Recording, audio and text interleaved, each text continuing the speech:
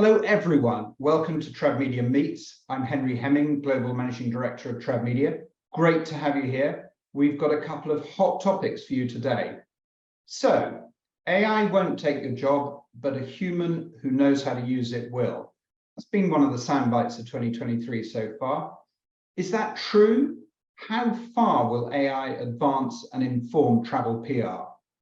What elements of travel PR are going to be automated, and what activity will remain in the hands of us mere mortals? We shall find out.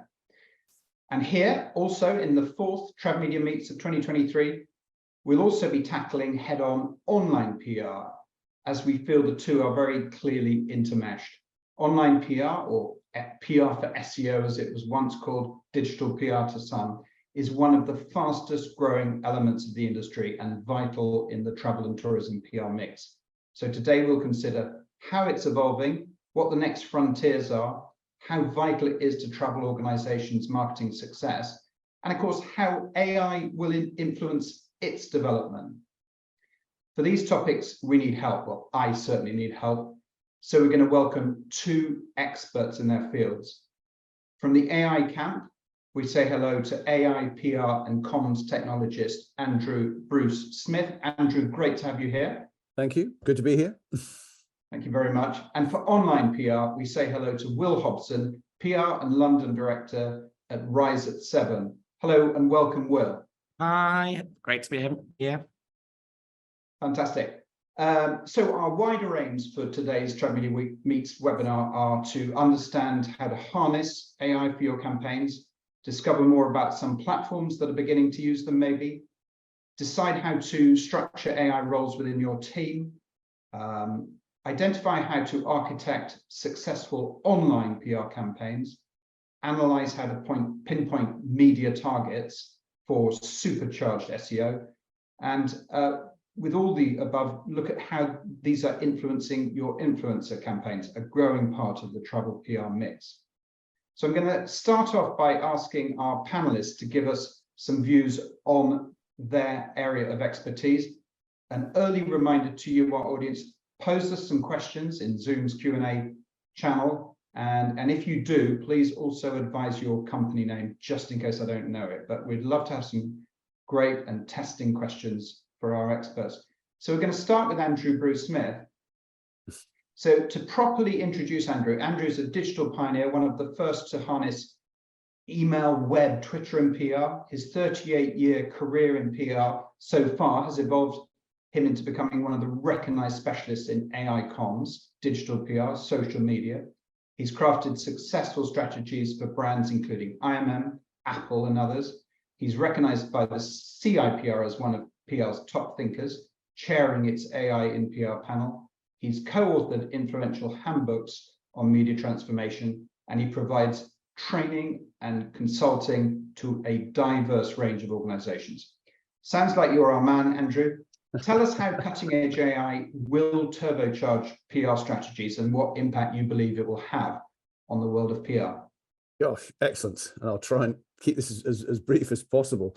I mean, I would argue it already is. It's not a case of it will. It is already beginning to do so. I mean, having spent as long as I have, observing kind of AI and its potential impact on comms, I know to many people it feels as though AI fell out of the sky last November with the arrival of ChatGPT. But of course, the truth is this has been coming for some time. So in fact, if you go back even a decade ago, you were seeing the emergence of tools like Wordsmith to help, well, using AI to create content. The Associated Press, for example, has been using AI for content generation for 10 years.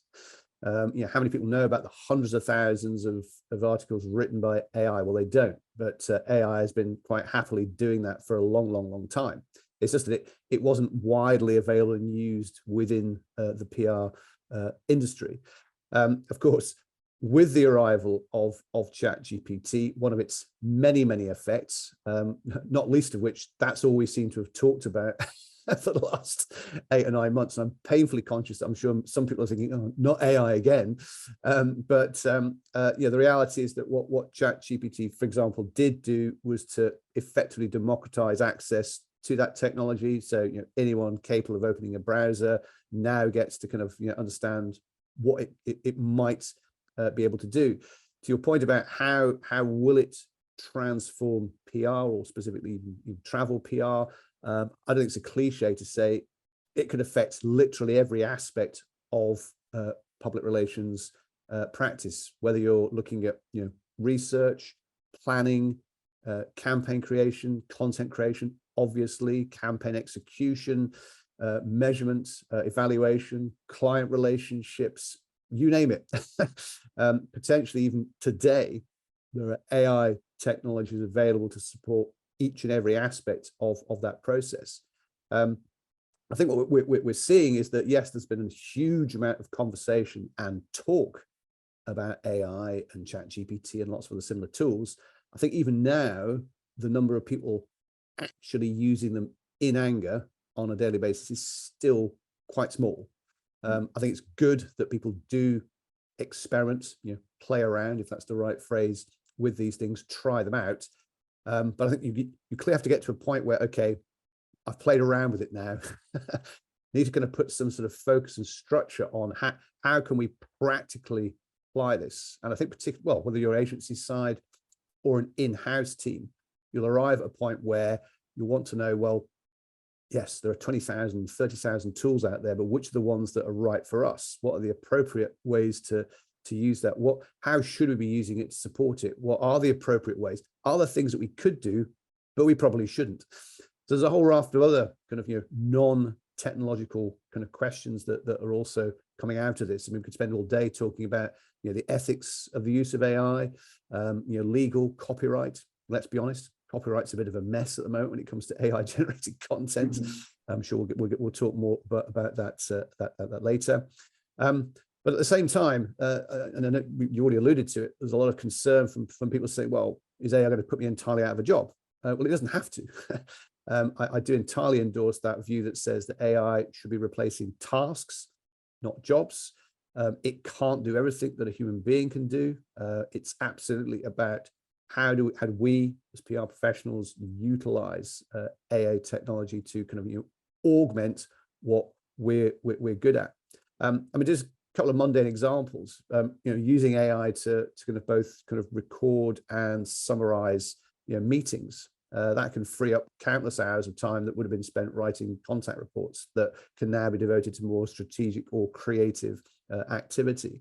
Again, if we go back to a tool like ChatGPT, it's not just for writing press releases or generating social media content, which of course it can do, but for example, use it as a way of summarizing kind of research content. Let's say I went to the ABTA website and found 20 travel reports and said, GPT, read them all for me and see if you can extract from it any insights that would help craft a story that would support this client with this kind of target audience.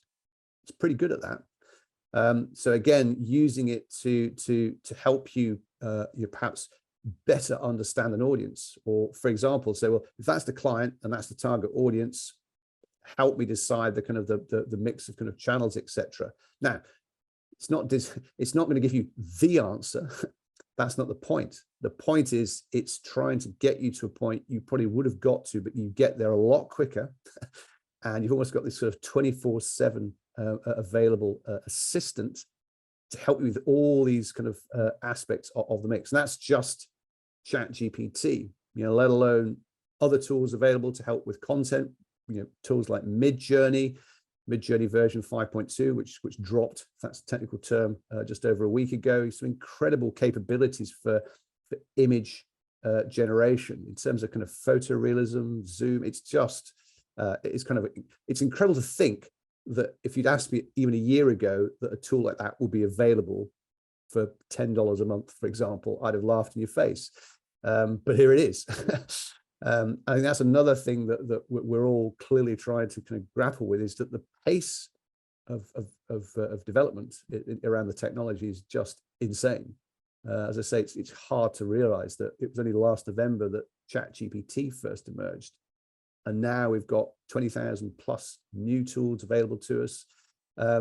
But also we've got the big tech firms like Microsoft, Google, Adobe, all introducing AI capabilities into tools that we were already familiar with. I mean, take Microsoft as a specific example. Their Copilot program, which they're rolling out over the next weeks and months, will put AI into, if you use Word or Excel or PowerPoint or Outlook, any of those standard Microsoft tools, they'll have AI capabilities in them. AI to help you write a press release there in Word, using Excel to analyze data. The PR industry has been beaten up for decades about things like measurement and evaluation. Shouldn't we all be sort of better skilled at data analysis? And now I'm thinking, well, do we need to bother? If, for example, ChatGPT Plus with a plugin, you can just give it the data and say, well, analyze it for me. Go away and find any kind of juicy insights that I could turn, or you could turn into a story angle, for example, that would be more well received by a particular journalist. And again, I know the focus tends to be around the use of AI for creating content, but there are sort of so many other places it can play a role. In online PR, there's been a tool called Crystal Knows, which has been around for about 8 years. It's a tool that uses AI to help you understand the personality traits of the person you're interested in. Imagine using that to identify the personality traits of a specific journalist and using that information to tailor the content to tap into that particular set of personality traits. That tool already does that for you. If you combine that with all these other elements of it, if you think about the whole process of, if that's your ultimate end outcome, and go back to the start, I feed all this information to the system and it comes back. As I say, it's not going to give you the answer, but hopefully it is going to help those PR professionals that understand how best to utilize these tools kind of in concert. Then, to your point earlier, the PR professional who uses AI is almost certainly going to have a job in a few years' time, compared to those that steadfastly refuse to not use them at all, or don't properly understand how best to use them. How's about that for a starter? It's a great starter. I've got so many questions. I will save some for later. Good. There was very little meat on the bones at the Microsoft conference about Copilot, but I understand it to be the long-awaited return of Clippy 20 years later. So. Well, that's a bit mean. It's not Clippy, trust me. I think it's going to be amazing. I think you're going to be able to say, okay, send this to Teams, take that and make a spreadsheet out of it. Let's start a PowerPoint on that. That's what the Copilot's going to be doing for you with all your. If the kind of the promotional video does even half of what they claim it will do, that's a big deal, I think. Yeah, definitely. Yeah. Terrific. Okay. I'll come back with some questions, but let's bring Will in. Hello. Will, so Will, everyone, is a digital PR expert with over 10 years experience working in PR and with some of the world's largest brands. His experiences in industries including finance and beauty, fashion, and he's worked for brands including Bloom & Wild, Dermalogica, Pretty Little Thing, Game, Revolution, and Revolution Beauty. Sorry. But he has now arrived at the phenomena that is Rise at 7, where he leads a team of over 40 PR experts at one of the fastest growing search-first creative agencies in the world, if not the fastest growing, with offices in London, Sheffield, Manchester, and now New York, where I believe he is headed before too long. Potentially. He says he's known as digital's answer to Patsy and Eddie. I'm taking it that's a compliment, Will. I'll certainly treat it. It depends which way you look at it, but I see it as a compliment. I love the show. Okay, it's a compliment. And we're delighted to have you here. Tell us more about the pivotal role that online PR has in amplifying a brand's SEO power. How do you make it happen at Rise at 7? Yeah, for sure. I think there's a couple of different ways. And I think maybe if you'd have looked, when I first started in the industry 10 years ago, it was all about how do we increase rankings on Google? And I think it's totally changed now and it's totally developing. And I come from a more of a traditional PR background and started working in the industry, like I said, about 12 years ago in terms of traditional PR, and then moved over to digital, just kind of fell into it and fell in love with it. And we were kind of, it was coming out of a shift, because before that time, the way that people used to build links, which is one of the ranking factors of Google, was a lot of different things, from like blogger outreach to buying links to like doing some really, really spammy tactics. And then because Google started to then notice that, they released several different algorithms, and that there was a real shift in the way that people started to create link building and go around that. And that's where digital PR was kind of formed, because it was basically just PR, but online. So actually creating interesting stories, things that are relevant to your brand, that are then going to amplify and have it from a search perspective. So when we started Rise at 7, we wanted to kind of meet in the middle in terms of, we wanted to have those SEO gains, but also have that more of a traditional brand sort of focus in terms of how we actually created that. So creating really interesting stories that the media are going to listen to, that is going to be super on brand, but it's also going to generate those search results. And I think back 10 years ago, there was that change. And then as we started the business, it kind of took that change into the pandemic, and we had to totally pivot how we did things, especially within the travel industry. Like, it obviously became so, like, what you knew over 12 months was totally different than what was happening in the pandemic, because we were in lockdown, you were allowed to travel, you weren't allowed to travel. And that's where we really developed kind of the business and been able to adapt and change really quickly. And that's where we came with kind of we worked with a lot of travel brands at the time. So likes of Park Dean Resorts, Club Med, and a few different US travel brands as well. And we totally had to kind of change the strategies that we were going about there to make sure that we were able to kind of really drive that brand awareness. Because I'll use Club Med as an example, but at that time, they had a lot of like really different issues with kind of their customer service, because obviously no one knew what was happening in the pandemic. It was chaos, especially within the travel industry. And they came to us because there's that, look, we're getting so much negative press because our customer service has been really bad. How do we almost have a story that's going to be able to totally wipe that kind of news out of the way? Because we've sorted out our customer service now, we're back.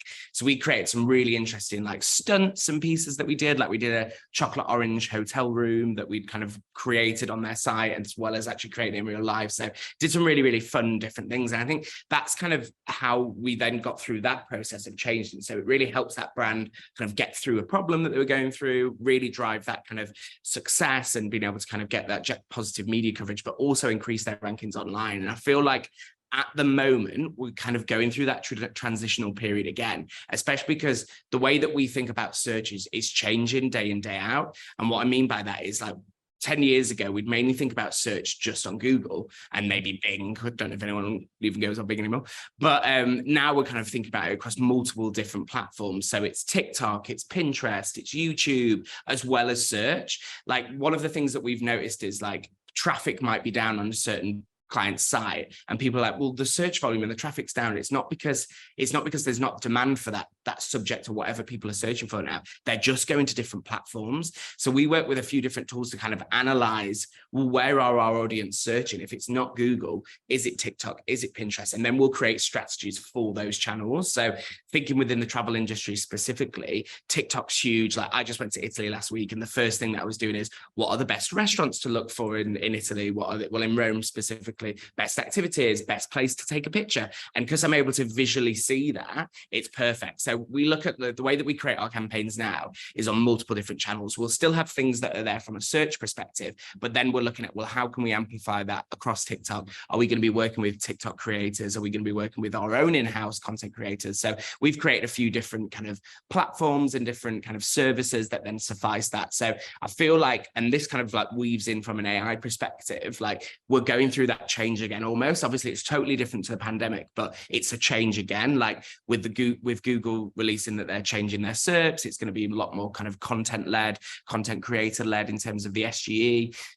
We need to be able to move with that. And I think that's one of the things that I find super interesting, especially about this, like, online PR and digital PR, but we're constantly changing and evolving. It's really similar to the AI side of things. Like, you have to move with it, otherwise you're necessarily going to get left behind. But what I think is quite interesting, tactics are still the same. There's still that relationship building. There's still that creating an interesting story. It's just on different channels. So it's just like changing how you're doing that and tweaking it for those different areas. So I think brands to kind of bolster those strategies. It's just kind of taking that thinking that we've already known and that we've known from the past, but just switching it up for different channels and how it can kind of tie together as a bit of a theme. So thinking about it across PR, but bringing closer with your social teams. Like I always think of the most successful clients that we work with, and it's where we're helping pull together those different teams to all work together in one. So working with Pretty Little Thing, and even like we work with a brand called Sixt at the moment, which is a car hire brand, and they were pulling together all their different teams to kind of help working across in it.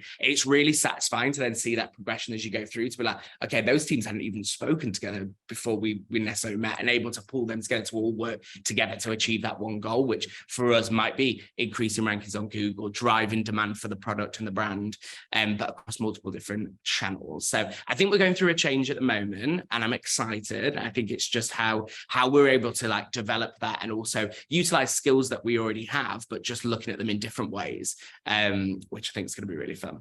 Yeah, it's kind of like an overall thought on how a brand can necessarily change and impact from that.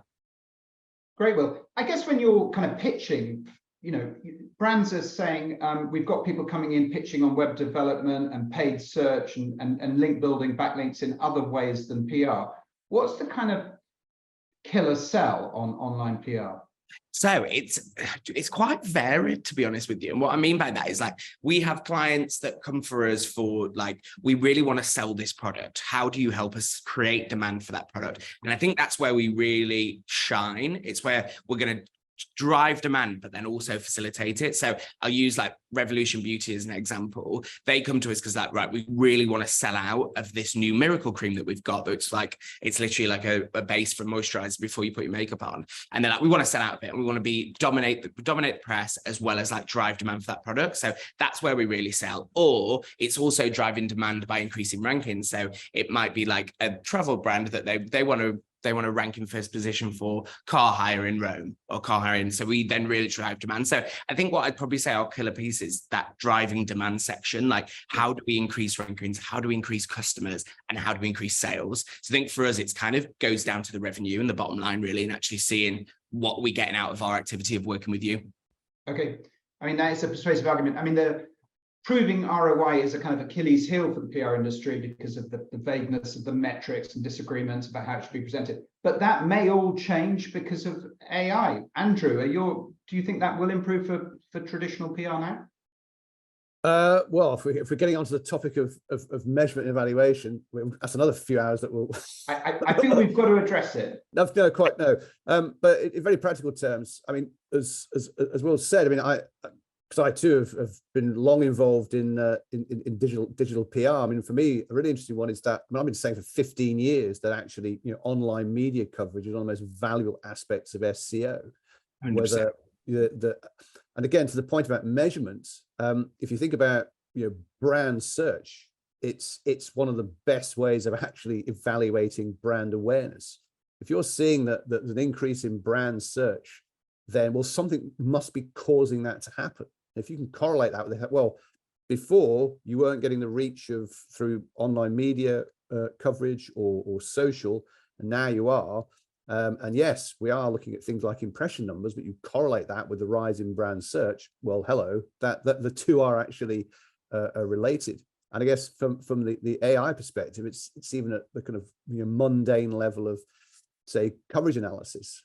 I mean, how many people are still, well, they are, I know they are, they're spending money with third-party firms to find the coverage and to kind of do the analysis, etc. But if you can today, if you want to, you know, use GPT to do that analysis of your media coverage in seconds for fractions of a penny, I mean, that's crazy. You know, being able to kind of say, well, there's a 500 pieces of coverage, GPT, read it all, come back and identify sentiment, message penetration, spokespeople identification, bam, and it's back in a few seconds. Wow. Well, that's saved me how many days and weeks, or how much money that we can now, you know, divert into creative or strategy, or just doing more of all these other things that we'd love to be able to wanted to do in the past, but we prevented because it was either take too long, too costly, or we just didn't think it was actually possible. So I think we're already just scratching the surface of where AI plays a role. It's interesting. There's a lady called Maria Kaleva who works for Cometric, one of the big sort of media monitoring firms, And she came out and said it a few months ago. She said for things like sentiment analysis, she said, yeah, GPT is better at sentiment analysis than any of the current third-party available tools. I thought, well, that's a pretty bold move. I mean, that's your business. You're basically saying that for that, use GPT. Now, I know all the firms like Cometric and clearly are going to be working on how they incorporate AI into what they do.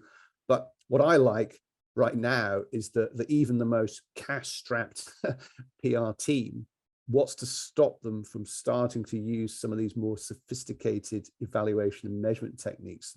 Not a lot, really. Cost is no longer the issue, most definitely. It's your just willingness to want to do it, in my humble opinion. Yeah, great. So in terms of PR tech, you feel one of the areas that will most quickly benefit from AI tech will be measurement and evaluation. That's where we'll see. Yeah. Well, I mean, I've said it. I think every aspect of the mix is capable of being helped. But if you're looking for, well, where do I start? Well, there's an easy one. There's an easy one. And that's really going to help in-house PRs, present their work at the boardroom table. It's going to help agency PRs demonstrate their work to clients. So that's pretty amazing. Do you feel though that it's going to be some years off before the kind of the core of PR, messaging, message development, pitching, persuasively, those amazing human skills? A lot of that AI, it seems to me, in the years ahead is going to be backup, but it's not going to take people's jobs. It's not going to take over the industry, and it shouldn't. But to flip it round, for example, can I use GPT to come up with a whole load of ideas for messages? Absolutely, at the push of a button. Are they any good? Probably not. But if you're looking to generate masses of volume quickly, absolutely. And in my experience, it generates 100 ideas, 95 of which you think, meh. But 2 or 3 you go, it's not too bad. And then 1 you go, well, that's something I can work with. But I think the danger of people assume I push a button and it does all of it for me. No. You still got a job to do, and it's your job to use the tool to help you get to where you want to be. I mean, I think it's a good analogy. It's like if you get a good brief, that gives you a better place to get a bit better response back to the client, or from the client perspective, the better the brief, the more detailed the brief you provide, the more likely you're going to get a better response back from agencies. Likewise with AI tools, the better the brief that you give them, the more likely you'll get a superior output back. But to your point about, is AI going to take over every aspect of it? Well, no. And to be honest, we don't want it to, do we? So we've still got a choice. Let's be in control of this and utilize it where it can make a difference. So Will, thank you, Andrew. Brilliant. So Will, how is it beginning to influence your brainstorming and creative process at Rise at 7, like ChatGPT? Yeah, totally. I think that's where we've been using it the most. I'd probably say I see it as an aid, like you kind of said, in terms of inspiration. How do we come up with new ideas? And like you said, it's then might spur something on, and then we might come up with something off the back of that. So I mean, in terms of how we use it a lot from a content perspective, mainly just to from that side of the business, but from a PR point of view is there at the inspiration part. We use it there to also, okay, can you tell me what, in terms of from a journalist perspective, what are they writing about? What's the most shared, etc. So again, it's there as an aid. We're not necessarily using it to take over a certain part of our activity, but using it to help us. We've been using tools for a long time, especially there's a tool that we use called Buzzsumo that's really, really good. And they almost do similar things in terms of from an AI perspective, especially on what you mentioned earlier, Andrew, in terms of that understanding from a journalist perspective, what they write and how they write about it. And I think that's where it's going to come in for us mostly. Because I think what we always try and do with when we're creating our press releases is really kind of tailor it to that journalist and write how they write so that they can kind of see, oh, great, it's literally, I can just take this and then redo it. And it'll take 2 minutes rather than necessarily pushing a story that we want because we think that's what's going to get kind of really tailoring it. So I just see it there as an aid and really just to help speed up our outreach, but not take over. I actually went to a talk about 3 or 4 weeks ago, and someone was using AI as part of their outreach and kind of their pitching. And I was like, I just had major things like, no, I don't want this to happen, because I feel like, and I say this with all tools, not necessarily just AI, it's kind of like, use it as an aid, don't let it kind of take over. And I think some people could be in danger of over automating, and me specifically want to make sure that we've got that kind of human there to almost, like I said, just use it as an aid and not let it totally take over, because I think that's when you become a bit of a danger of becoming irrelevant, and also kind of sending journalists all sorts of different stories that they just don't want. And that's something that I'm really, really kind of like passionate about not happening. So it's using it in the right way that I think we need to be careful and how we do about them. Yeah. I'll ask Andrew this first, but Will, you may have thoughts as well. In terms of harnessing AI within, let's say, a PR agency or an in-house PR team, is it an assistant that everybody should use, or should you be beginning to think about creating an AI division with dedicated personnel? Okay. Depending on the size of the company. No, my personal, because I get this question asked a lot. My personal view is, should you have a kind of dedicated AI division? No. I think if you go back 10, 15 years with social media, what happened then, you saw lots of agents, oh, we've got a head of social. And suddenly it's like, well, they do it all, because nobody is like, well, I'll just give it to the social media person to get on with it, as opposed to, this is something that I personally think there's a base level of use and understanding that literally everyone should be involved with, from the managing director right down to the account exec. It's quite interesting if you look at a company like Apple. The CEO Tim Cook uses ChatGPT every day. Interesting. I'm thinking, wow, well, if he thinks it's kind of a useful aid to what he's doing, and look at the organization he's in charge of, well, that sends a signal to me. But yeah, I think that again, I think there's a basic level of understanding that is required to get the most out of it. So I guess if senior people think, well, we'll just leave the juniors to get on with it, well, I'm not saying you spend all day long on ChatGPT, but you're probably denying yourself some value if only you invest some time and energy yourself in learning how you can use it in your own role.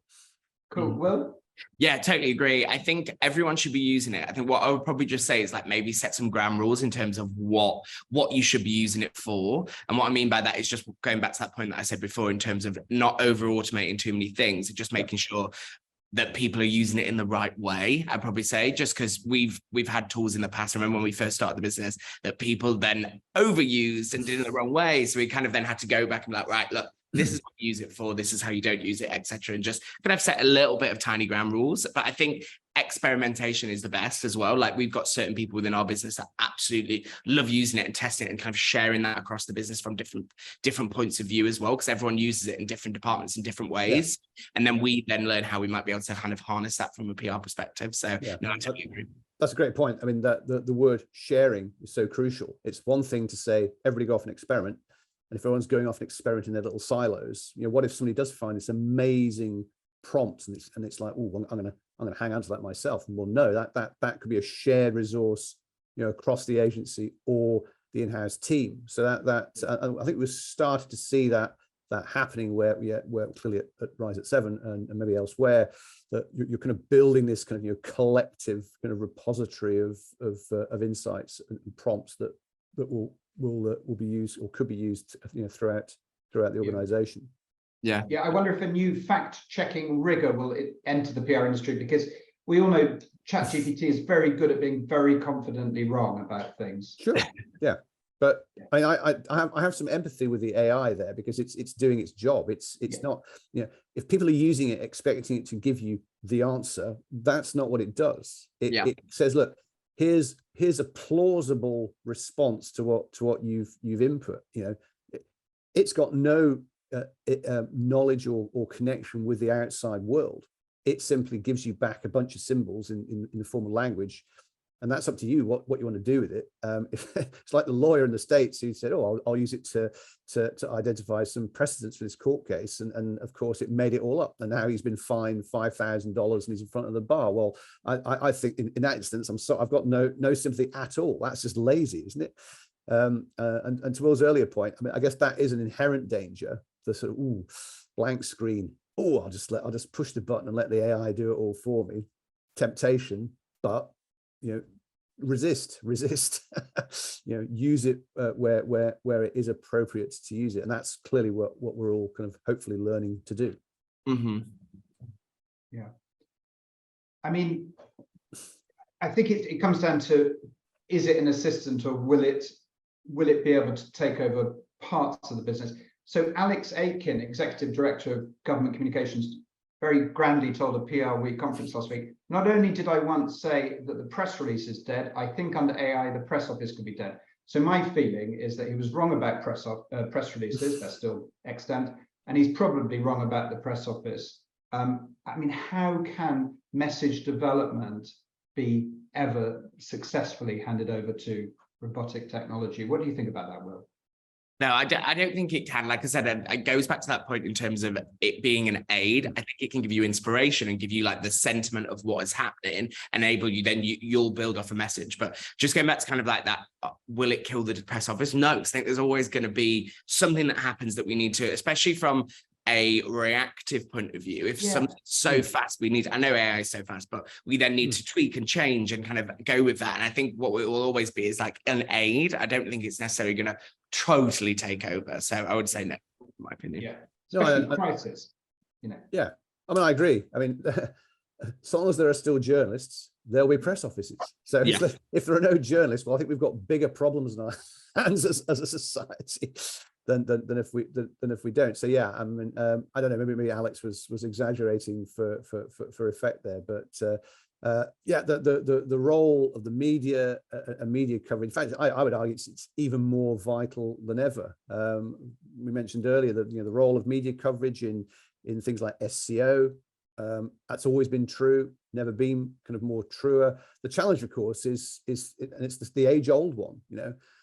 How do you get a journalist out of all the things they could write about and all the clients they could write about? How do you get them to write about yours? How do you get that cut through in a world where, let's be honest, that is one of the dangers of AI for content generation. It clearly makes it a lot easier to generate more and more and more content very quickly, very, very cheaply, and you're just kind of more flooding the zone. But at the end of the day, human beings, there are still only 24 hours in a day. There are only a certain number of hours that people can just pay attention to things.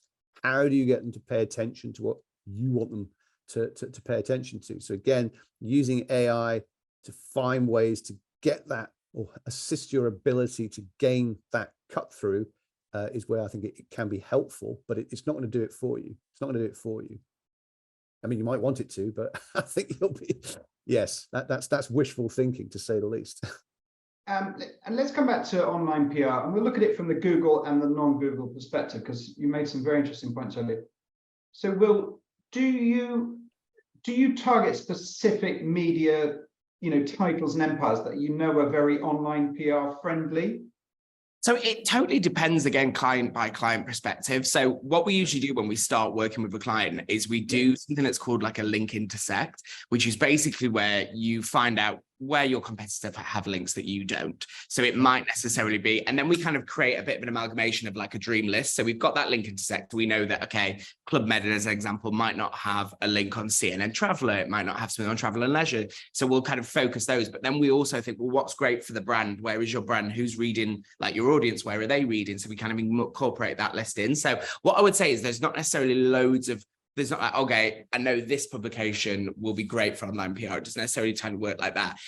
I would know who will give a link and who won't give a link. And then if it's no follow, no follow. So I do know that through that just from like trial and error over the past like 10 to 15 years in terms of where I go for. But we tend to focus on like all the national publications, all the travel writers, like everything that's relevant to the brand that we're working with, and everything that's going to necessarily drive what we need it to do. And especially that's then might also be great from a social perspective. So for us, it's just that real focus on relevancy, as well as like making sure that that's somewhere that our client wants to be featured. Like, for example, with Club Med, we wouldn't necessarily go wild for like the Sun, because it's not necessarily something that's within their like wider brand messaging. So kind of we try try to meet in the middle in terms of what's good from a brand perspective and what's good from a search perspective. So it's not, again, a bit random that they're featured on that because that's not where their audience is.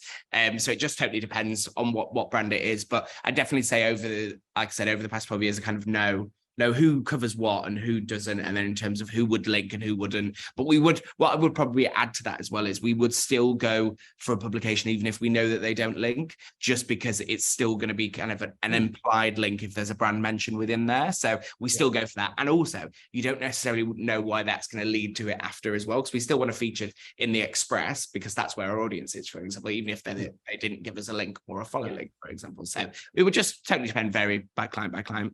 Yeah. I think just to add to that, I was going to say, just to add to that, it's been true all along that actually online media coverage is often the best performing SEO content. In terms of non-brand searches, then the content type that's most likely to rank in Google are media stories. And the irony there, of course, is that the media coverage can rank at the top for days, weeks, months after the original publication. So I think the industry tends to fixate on, we've got some coverage and we just assume that once it's appeared, that's it. We move on to the next story versus, well, hang on, that's value that continues to be there potentially months, sometimes years after it was first. That's leaving money on the table. You know, if you're telling clients, look, that story is still coming up top of Google for this search term that's really important to you. You know, are you paying us for that? Maybe you should be. Yeah, and presumably you put a lot of time focusing on the media empires with the biggest digital footprints, which would be the Guardian, Mail Online, and the Independent. I think are the top three. 100%. And also what we tend to do after is, like, I'll refer to this as a beauty brand, but we'll then look at which has driven the most traffic to our client's site for a certain thing. So then we can understand, okay, this is where our audience definitely is. And it might not be something that you always think, like with Revolution Beauty, it was like Liverpool Echo that drove the most amount of traffic. I think it was from one piece of coverage that we got, it drove 350,000 visits to our client's site, and it was huge to help sell out that product. So for us, we really understand that, okay, well, when we do a product launch that's for this audience, we definitely want to go Liverpool Echo first because it's drive what we need. So it just totally, and then that might be different with those guys. Our relationship is all about helping them drive sales, whereas another one might be that it's focused on more of increasing rankings. So we'd want new domains as well. So totally varies, but it is also really interesting to find out what's driven what for you from the press. I wonder to what extent, Will, you're focused on international titles. So, for example, Claire Irvin, head of travel at The Telegraph, recently told a conference in America that their biggest focus of readership growth is international. I'm interested in the international reader. And on the web, everything is possible. On that basis, you know, travel brands in the UK may be looking for coverage on those kind of global powerhouses like New York Times, South China Morning Post, etc. To what extent are you focused on that as an agency? I think we do international work in terms of what we do. So we cover the US market as well as the UK market. We do all English speaking markets, so Canada, Australia, etc. But then we also do Spain, Germany, the Netherlands as well. So we have kind of that international basis, but it goes back to like what's going to drive what we need to do in terms of that. What did the client come to us for? And is that going to drive what we need? So it might be, for example, that it's going to increase ranking. So definitely we would do it. Or if it's like, well, actually, is that right? Like we work with a few different brands that are global. So obviously we go for those US publications for the US site. We do the UK publication for the UK. So I think it just totally depends on what that client wants, and also if it's relevant. And if someone what I wouldn't like is if, for example, we were a UK brand and we were getting kind of coverage in the US, but then when US readers were going on that piece of coverage, you couldn't get on the site because it's just UK. So I would do it if it was that perspective, but I would just make sure that it's like, it's relevant and it's right for that brand that we're doing it for. So totally depends. I hate those types of answers, but it does from a client perspective. And it's just what's relevant and also what's needed from the search strategy. So thinking for example, I work with a payments brand at the moment, and we've been doing a tech story with them. And it's all about security. And we've been doing we've been getting links from a lot of like Kim Commando, CNBC, like all the huge tech publications that are global. And that's super relevant for them. So that's why it works. And it's also hitting the strategy that we want to do. So we want to increase rankings for card machines. So we've like building links specifically into that card machines page. And because we're getting it from these huge tech publications, passing that authority from them, it's given us a boost to where we're ranking. So alongside other work like content, etc. But yeah, what in answer to your question, just making sure that it's relevant to that brand and that it's the right thing to do. Okay, fantastic. I'm going to bring you back to TikTok. You mentioned it earlier. We got a huge turnout at our show at the QE2 this year for a 18-year-old TikToker telling the audience how he got to 2.5 million followers. You're doing more and more TikTok work. When do you choose to work with an influencer, Will? And when do you use your in-house team? And what kind of content are you creating? So what it tends to do is we kind of have like a bit of a 3-step approach. So we'd start with our in-house team and we'd then test a few different, because we basically see which piece of content performs the best. And then what we do is that from that, we might then include paid influencers after that, because then we've found out what's worked well with our in-house team and we haven't spent the budget on influencer or content creators, and we know what's worked and what isn't working. And then we might put a little bit of paid behind it and then take those results and give that from an influencer perspective. So for example, Dermalogica that we're working at the moment, that's all in-house content creators. And what we're tending to do is start with like TikTok SEO. So we're ranking in for things like blackhead treatment, and then we'll do simple kind of keyword research, as well as like simple kind of different ranking positions on there as well, so that we can have increased rankings for blackhead treatment on TikTok and then Dermalogica in that place. So it totally kind of depends on what we're trying to achieve in terms of like whether it's product sales or and the budget as well, because it can start to get expensive once you're working with content creators. So that's why we have our in-house team first that kind of send out that wave, and then we might then support that with influencer content depending on the budget for that per campaign. But it's really, what we're noticing is it's really successful for kind of product sales, and also just to increase traffic, because a lot of places are going to TikTok to search for different things rather than Google. So yeah, it's been really interesting. We're still at the early phase, but we're kind of like amplifying it. And what's really good actually, that we're kind of using green screen content as a trust exercise. So we'll kind of partner with PR. So again, this is for a beauty client, so apologies that it's not necessarily travel, but that's the main one that we've started from a TikTok perspective. But what we'll do is we'll get PR coverage. So we'll get something like, it might be on The Independent that says this is the best face moisturizer to buy, and it was about something from Revolution Beauty. We'll then use TikTok content, which would be that green screen, to be like, have you seen that this product is going blah blah blah, and we'll use our in-house content creators to create that. So it's kind of using that PR that we've put in there as a trust exercise to help move people along that conversion funnel and actually go and buy the product. And we found that most successful when we're using that PR coverage. And so a lot of green screen content and things that we do on TikTok. So it's super interesting how like just tying it together and using it to help kind of drive consumers down that funnel. Super interesting indeed. Amazing, Will. So we've got a whole series of questions to get through. So Andrew, one for you from Natasha Sa-Azoria, who is the Senior Media Relations Specialist at Expedia. She says, you mentioned a couple of AI tools that sound interesting. Sadly, I couldn't get their names. So a couple of names for her to research, please. Gosh, where do I start? I mean, just off the top of my head, of I think really useful AI tools. If nothing else, if you use Google Docs or Google Sheets, there's an extension for both of those called GPT for Docs and Sheets, which you can install for free. Brings the power of GPT into those two kind of useful tools. In the case of Docs, it brings in the chat box directly into the interface. So you put in a prompt, but the output goes straight into your document. So you can actually work and iterate with your document using GPT rather than going back and forward between GPT. The extension for Sheets, well, this is where you can start to do that, quite sophisticated, for example, media analysis. So it brings in GPT as a function to the Sheets. That's definitely one I'd tell people to check out. Although again, Microsoft and Google are going to incorporate those kinds of technologies natively anyway over the coming months. But if you want to get started now, for quickly and inexpensively, that's a good one. And any third-party platforms and plugins, affordable ones that PRs might want to pay with, like the ones you use, Andrew, for meeting notes and so forth? Well, there's one called Fireflies.ai, which is one that I've been using for about 6 months, which, for example, if we'd used it today, it would record everything we've said, but would actually kind of write this actually quite good summarization of what we have discussed. I mean, certainly for meetings where it automatically identifies any actions and assigns them to the correct person, that's really good. But I think, you know, ChatGPT Plus, which is the paid version, of course, gives you access to a whole raft of additional plugins which enhance the capability of ChatGPT itself. So there's about 150 in there now. It does everything from, you know, we talked earlier about, you know, reading PDFs, you know, being able to upload 20 APTA reports and saying, great, read all of those, analyze them and extract information from them that might be helpful to you for whatever purpose, whether it's for a pitch or for coming up with ideas for press releases, etc. So, I mean, those three alone as a starting point, I think will take you quite quite a long way. As I said, there's a whole raft more, but yeah, you've got to start somewhere.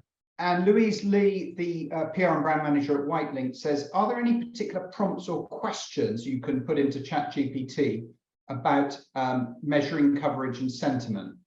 So the short answer is yes, but you know, all I'd say there is that I'll maybe put it into the chat itself. The OpenAI, who created ChatGPT, have produced a set of guidelines for creating better prompts, and I urge everyone to read them because it's really quite good. So I think what you'll find is you'll have your own sort of, I'd assume, initial questions, and this will help you to frame those questions in the right way to get the analysis and the output that you want. Just another tool that only still in beta, but you can use it for free. It's called structuredprompts.com. Very simply, this is a tool that helps you to create those kind of more detailed prompts to get you a better output. It just kind of it's almost like it holds your hand. So rather than you kind of writing a kind of free form prompt and just putting that into GPT, because again, that's where sort of potential for kind of misunderstanding, if you will, comes in. Using a tool like structured prompt, as I say, really kind of forces you to think clearly about, well, what do I want? You know, what is the purpose of this? Who's the intended audience for this? What am I trying to output or to create? And then, as I say, without getting too technical about it, it actually converts your prompts into a bit of kind of computer code, which ChatGPT actually seems to understand better, even more so than natural language. The nice thing there is that you don't need to know how to do that; it does it for you. So that's really quite neat. Amazing. And Lisbeth Fox, who heads up Fox Communications, just says, in terms of reporting results, any advice on using ChatGPT or any other AI tool to report even more effectively how well you've done on a particular campaign? I mean, I think at the moment, my only caveat is that it's really good for certain things. So things like sentiment analysis, asking it to identify, tell it that's the name of our spokesperson. So I mean, how often have they been mentioned in these articles? So it's really, I think, again, this whole idea of it's doing what you would have done anyway, but it's reducing the amount of time that you now have to spend, or in fact might even remove the need for you to have to do it.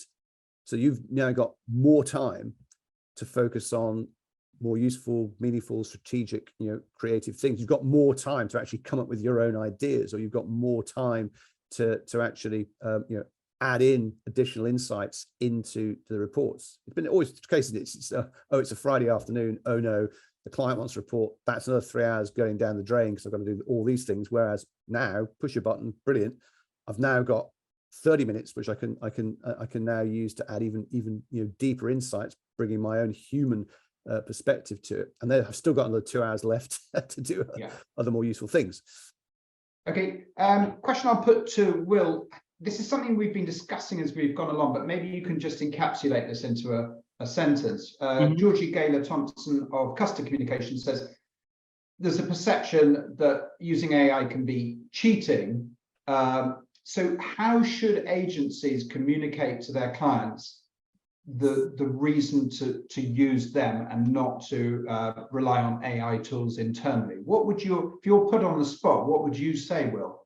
I think from my perspective, it's like, again, goes back to what we were saying earlier in terms of it being an aid. It's there as a research point of view. And I always see it, it's a tool that I see in my head. And like we've used from a PR perspective, we've used tools since beginning of time, like from a PR point of view. So we were always using it to aid our work. And also, I think what I would probably say from an agency perspective, we're also giving you access to it and explaining how to use it and how it can aid in your position. So I always think when I'm working with a brand, how can I make my kind of my stakeholder within the business look good to the rest of their team? How can I help amplify what they're doing? So I think from what I would kind of say is, well, look, we're using it to kind of almost superpower what we're doing and giving us that research point of view. And also, like kind of Andrew said, in terms of, well, we've got more time to be creative, we've got more time to be strategic. So we'd look at how it's actually going to implement and how we're actually going to actually increase performance and things like that. So I would just be explaining it as an aid, a tool, something that we can help them use too, but it wouldn't necessarily be, and it kind of goes back to that point of it,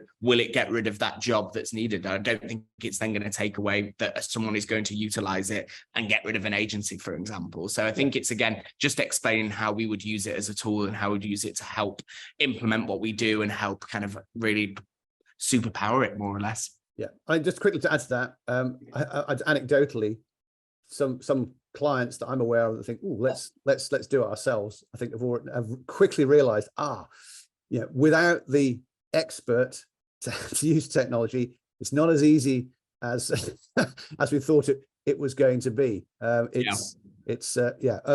thought we could write press releases, but actually we can't, because we're giving it pretty poor input, so we're getting pretty poor output. Oh, now the penny's dropping. That okay, yeah. You're welcome to try it yourself, but it's like kind of handing the keys to the car to a 10-year-old who's got no clue how to drive it. Pretty dangerous. Yeah. Andrew, one for you from Bryony Gammon, head of PR at the cruise line Viking. So Google's kind of first foray in the market was slightly underwhelming with the launch of Bard. They managed to actually get one of the answers to a question entirely wrong. But Google are beginning to bring in some very practical tools within the Google suite for PRs to use. Which tools should PRs use? Well, first of all, clearly do not count Google out on the AI game. They've been more involved in AI than anybody. In fact, ironically, GPT is based on Google technology. Just they gave it away in 2018. But in terms of Google tools, there's a thing. They launched it a few weeks ago called Google Vertex. Now, don't be put off because you might think, oh, it's all looking horribly sort of technical, but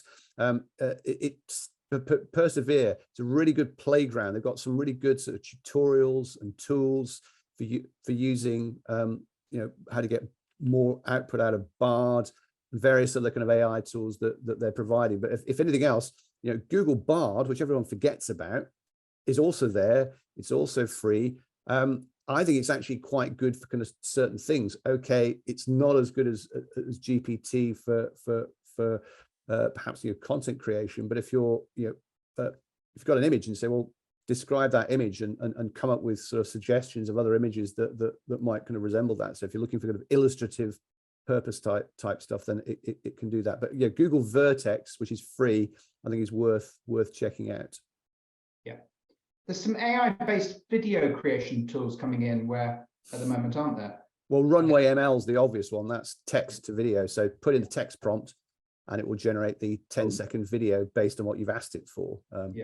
So we had many false dawns about the launch of video within the PR industry. It's now here, but there's maybe going to be a few false dawns about AI video.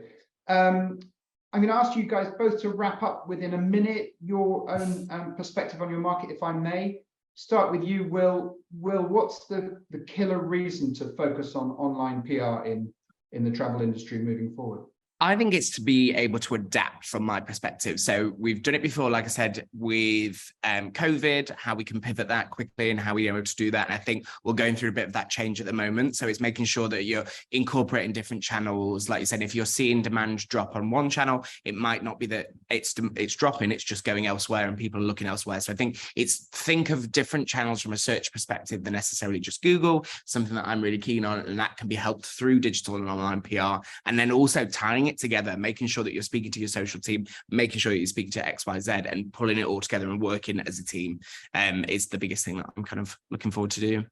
Fantastic. Well done, Will. And Andrew, AI in travel PR, what's the next 5 years going to look like? Where is it going to make an impact? Well, I wish I knew. I guess if I did know that, I wouldn't be here. I'd be off making a fortune out of it. But no, in all seriousness, don't be scared. I think if you're balancing out sort of, you're right to have sort of concerns, there are challenges, but overall, I think this is a huge opportunity for, well, the PR sector generally, but specifically, travel PR. If you're not already doing so, experiments with caution, but again, keep focused on what ultimately are we, why do we exist? We're here to help clients or organizations to achieve end goals. How can we look at our, what we do now? How can AI support and improve what we do? But also it might suggest brand new ways of doing things, which again, I get quite excited about, ways that we don't even know yet. And somebody somewhere is going to discover these and go, wow, look what we can do now using AI that still requires us as human beings to be involved. You've both been brilliant. Thank you so much. So Andrew Bruce Smith, AI, PR and comms technologist, thank you for joining us. Pleasure. Will Hobson, PR and London Director at Rise at 7. It's been lovely talking to you. Thank To you. all our audience, thank you for tuning in. See you on the next one this autumn. And in the meantime, have a wonderful summer holiday. Thank you for joining us. Thank you. Speak soon. Thanks, everyone. Bye.